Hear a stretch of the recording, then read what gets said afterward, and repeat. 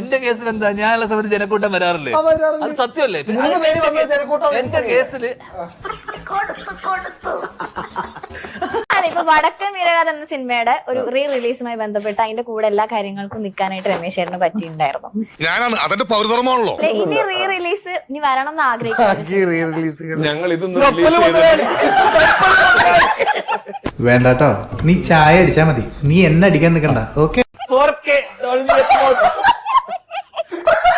രമേശ് ചേട്ടൻ ഇതിൽ എനിക്കൊരു പങ്കുമില്ലാട്ടോ. ഞാൻ ഇങ്ങനെ ഒരു ചോദ്യം എനിക്കിത് എന്തിന്റെ കേടായിരുന്നു. അപ്പം അത് പഠിച്ച് ആ പാടുള്ള പ്രോസസ്സ് പഠിച്ച് അതിലേക്ക് എത്തുക എന്നുള്ളത്. അങ്ങനെ വല്ലവന്റെ കാശിന് പഠിക്കാൻ പണിയെടുത്ത് തിന്നണമെന്നൊക്കെ ആഗ്രഹമുണ്ട് സാറേ. പക്ഷെ പറഞ്ഞു പറ്റിച്ച് തിന്നാലേ വായിന്നിറങ്ങുള്ളൂ.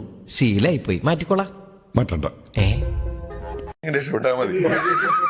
ഞങ്ങൾ അതിനു വേണ്ടി പിഷാരടി സാറാണ് ഇങ്ങനെ പറയുന്നത്. അല്ല, ഞങ്ങൾക്ക് ഇങ്ങനെ നിൽക്കുക.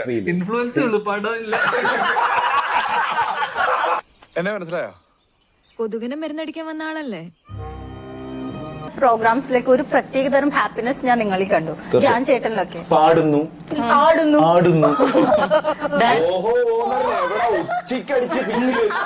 സത്യം പറഞ്ഞ ആശാനെ കഴിവെച്ച് നോക്കുമ്പോ ആശാൻ ഈ ലെവലിലൊന്നും അറിയപ്പെടേണ്ട ആളല്ല, കുറച്ചും കൂടി ലോ ലെവലിൽ അറിയപ്പെടേണ്ട ആളാണ്. പക്ഷെ ഞാൻ കേട്ട് കഴിഞ്ഞപ്പോഴേ പുള്ളി ഇത്ര നന്നായിട്ട് അത് പാടി എനിക്കും തോന്നി. ശരിയാ, പക്ഷെ അത് പുറത്തിറങ്ങി ജ്ഞാപകം പാടിയപ്പോ മാറി.